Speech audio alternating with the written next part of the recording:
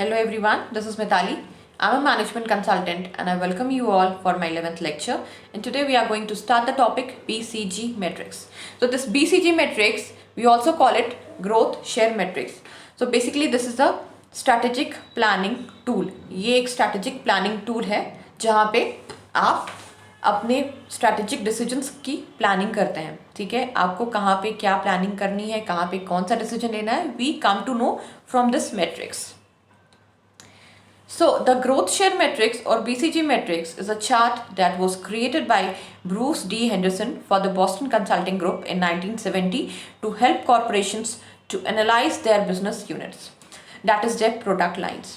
This helped the company to allocate resources and is used as an analytical tool in brand marketing, product management, strategic management and portfolio analysis. So basically this growth share matrix एक ऐसा chart है जहाँ पे आपको पता चलता है कि आपको कौन से बिजनेस यूनिट को में पैसा लगाना चाहिए, कहाँ पे पैसा नहीं लगाना चाहिए. इट्स एनालिसिस, हम यहाँ पे एनालाइज करते हैं चीज़ों को.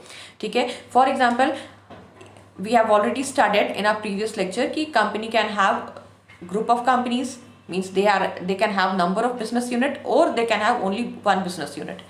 तो यहाँ पे क्या है, इट्स नॉट नेसेसरी कि आपको हर जगह से प्रॉफिट हो. कहीं कहीं प्रॉफिट होता है, कहीं कहीं प्रॉफिट नहीं होता है. सो प्रॉफिट जहाँ पे हो रहा है, जहाँ पे आपको प्रॉपर एक रेवेन्यू मिल रहा है, जहाँ पे आपको ग्रोथ मिल रही है, obviously it's a sensible decision कि आप वहाँ पे इन्वेस्टमेंट करो, पैसे लगाओ.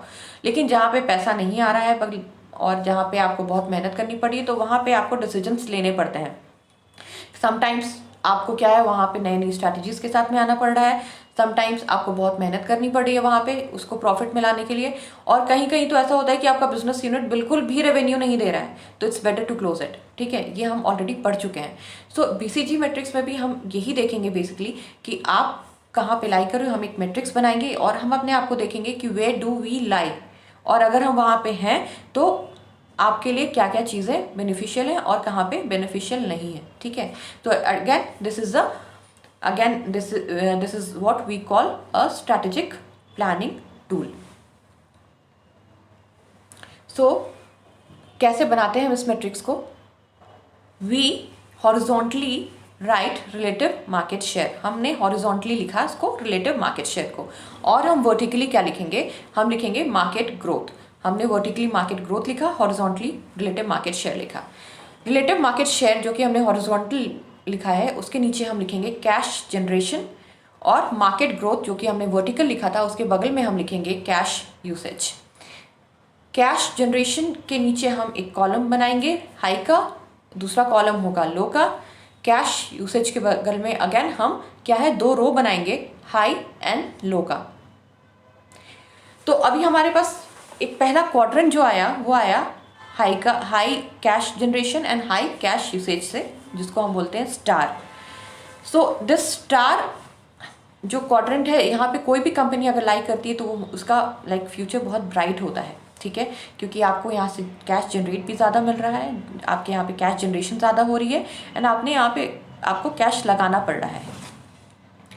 दूसरा जो हमें क्वाड्रेंट मिलेगा क्वेश्चन मार्क का.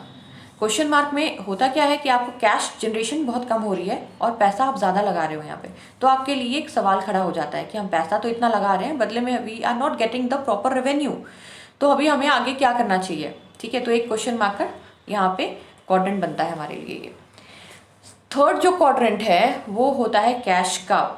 कैश काव जहाँ पे आपको कैश जनरेशन ज़्यादा हो रही है और बदले में आपको कैश कहाँ कम लगाना पड़ रहा है. और जो फोर्थ क्वाड्रेंट है जहाँ पे आपको कैश जनरेशन भी कम हो रही है, आपके यहाँ पे कैश कम मिल रहा है आपको, एंड कैश यूसेज आपका क्या है, वो भी लो है. ठीक है, तो ये आपका क्या है, डॉग क्वाड्रेंट माना जाता है यहाँ पे, जिसको हम बोलते हैं डॉग क्वाड्रेंट. ठीक है,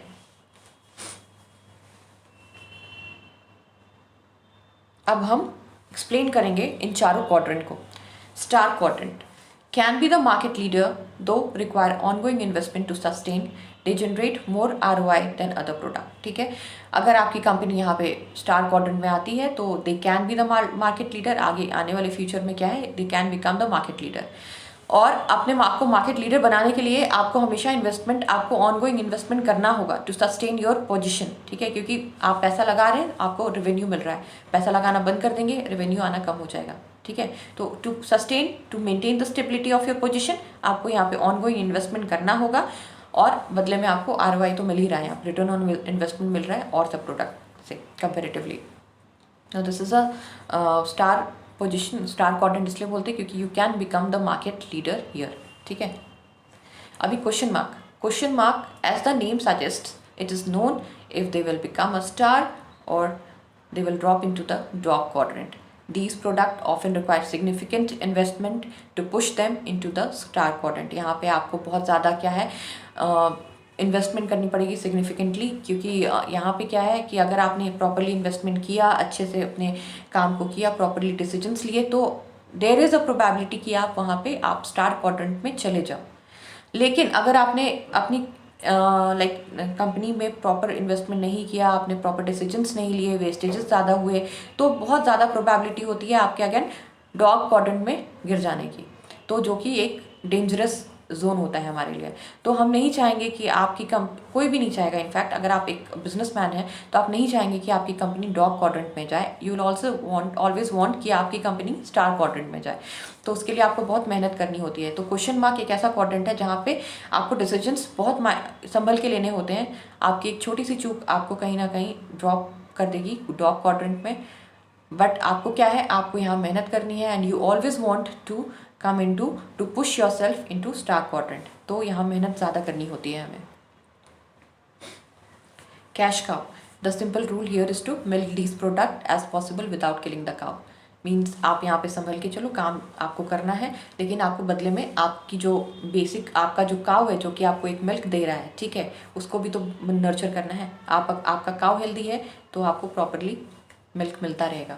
तो यहाँ पे सिंपल रूल वही है कि आपका business often mature well established product, जैसे कि लोग आपका प्रोडक्ट, आपकी कंपनी, आपका प्रोडक्ट लाइन मेच्योर हो चुका है, मार्केट में लोग जानने लगे हैं, everyone is knowing your product, तो उसको प्रॉपरली संभाल के रखना है, ठीक है। आपकी एक छोटी सी गलती क्या है, आपको फिर कैश काउ के क्वाड्रेंट से गिरा देगी।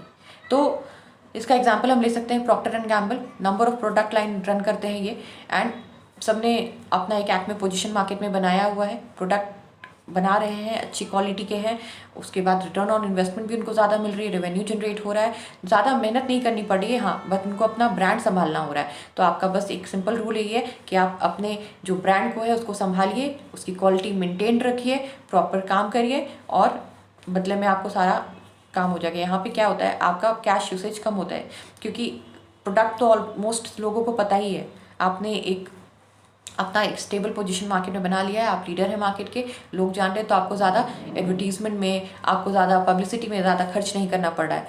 पीपल आर नोइंग, जैसे फॉर एग्जांपल मैंने प्रॉक्टर एंड गैम्बल का लिया है, ब्रांड नेम में अगर PNG आ गया है तो एक ट्रस्ट लोगों की ऑटोमेटिकली बढ़ जाती है यहाँ पे। सो कैश का क्वाड्रेंट सबसे ज़्यादा अच्छा क्वाड्रेंट होता है आपके लिए। एवरीवन वांट्स कि मेरे को ये कैश का वाला क्वाड्रेंट मिल जाए, हर बिजनेसमैन चाहता है। So dog, that is the most dangerous quadrant, कोई नहीं चाहता, no one wants to come into this quadrant. लेकिन कभी कभी क्या होता है, कभी कभी बहुत सारी गलतियां हम कर देते हैं, कभी कभी हमारे इन्वायरमेंटल चीज़ें ऐसी हो जाती है, जैसे कि पैंडेमिक सिचुएशन की अगर बात करें तो बहुत अच्छी बिजनेस भी इस बिजनेस में बहुत ज़्यादा हैम्पर हुई हैं। तो डॉग क्वाड्रेंट जो होता है, the usual marketing advice here is to aim to remove any dogs from your product portfolio as they are a drain on resources. अगर आपका कोई एक बिजनेस यूनिट या कोई एक product line already dog quadrant में आ चुका है तो it's better to close it, आप उसको हटा दो, रिमूव कर दो अपने पोर्टफोलियो से, क्योंकि कहीं ना कहीं एक ड्रेनेज का काम करता है, एक नाली की तरह होता है, जो आपके जितने रेवेन्यूज़ होते हैं उसको बाहर गिराता रहता है, आपके पास कुछ नहीं आएगा फिर। तो इट्स एक सेंसिबल डिसीजन यही कहता है टू क्लोज इट, उसको बंद कर दो या उसको रिमूव कर दो अपने प्रोडक्ट पोर्टफोलियो से या प्रोडक्ट लाइन से। और जो बिज़नेस आपको रेवेन्यू दे रही है, आप वहाँ पे पैसा लगाइए, वहाँ पे इन्वेस्टमेंट करिए। सो हमने यहाँ पे एग्जांपल लिया है नेस्ले का। नेस्ले का हम एक BCG मैट्रिक्स अभी बना के आपको दिखाते हैं। सो नेस्ले की अगर हम बात करें तो रिलेटिव मार्केट शेयर हमने हॉरिजॉन्टली लिखा, वर्टिकली हमने मार्केट ग्रोथ लिखा, cash generation relative market share के नीचे हमने हॉरिजॉन्टली लिखा, मार्केट ग्रोथ के बगल में हमने कैश यूसेज को अगेन वर्टिकली लिखा, 2 कॉलम बनाए हमने कैश जनरेशन के नीचे हाई एंड लो के, और कैश यूसेज के बगल में हमने 2 रो बनाई हैं हाई एंड लो के। अभी जो पहला क्वाड्रेंट है जिसमें हमारे प्रोडक्ट आते हैं नेस्कैफ़े, नैनप्रो, नैनग्रो। नेस्कैफ़े, लोग कॉफ़ी पीना नहीं छोड़ते हैं। नेस्कैफ़े की अगर हम बात करें तो Nescafe is a brand name in the coffee industry. तो वो उसका रेवेन्यू हमेशा आपको मिलता रहेगा, क्योंकि आपका ये प्रोडक्ट जो है वो एक स्टार क्वाड्रेंट में है, जहाँ पे आपको क्वालिटी अच्छी करनी है, पैसे लगाने होंगे, लेकिन आपको बदले में पैसा मिल भी रहा है। नैनप्रो फार्मूला मिल्क है इन्फेंट्स के लिए, जो छोटे बेबीज़ होते हैं किड्स, उनके लिए। नैनग्रो अगेन वो मिल्क आपका वो फूड प्रोडक्ट है छोटे बेबीज़ के लिए। तो ये जो नैनप्रो की अगर हम बात करें, नैनग्रो की बात करें, इनकी क्वालिटी बहुत अच्छी है और लोग उसको पसंद भी कर रहे हैं, कस्टमर्स को बहुत पसंद आ रही है ये सारी चीज़ें। तो यहाँ पे आपको अपना जो स्टार क्वाड्रेंट है वो मिल गया है, क्योंकि यहाँ पे कैश जनरेशन बहुत ज़्यादा हो रही है, बट आपको बदले में कैश यूसेज भी ज़्यादा हो रहा है यहाँ पे। तो इन्वेस्टमेंट, ऑनगोइंग इन्वेस्टमेंट आपको ज़्यादा करनी होगी, लेकिन आपको रेवेन्यू मिल रहा है यहाँ पे, क्योंकि आपको क्वालिटी मेंटेन करके रखनी है। तो ये जो प्रोडक्ट्स हैं वो इनके स्टार क्वाड्रेंट में आते हैं नेस्ले के। किटकैट एंड मैगी जो है वो क्वेश्चन मार्क के क्वाड्रेंट में आते हैं। क्वेश्चन मार्क इसलिए क्योंकि आज का जो एनवायरनमेंट है वहाँ पे लोग हेल्दी खाना ज़्यादा पसंद करते हैं, ठीक है। हेल्दी इम्यून बूस्ट करना होता है, तो क्योंकि बहुत सारी बीमारियां हैं मार्केट में, पोल्यूशन है इतना ज़्यादा, सो एवरीवन वांट्स कि हम हेल्दी खाएं।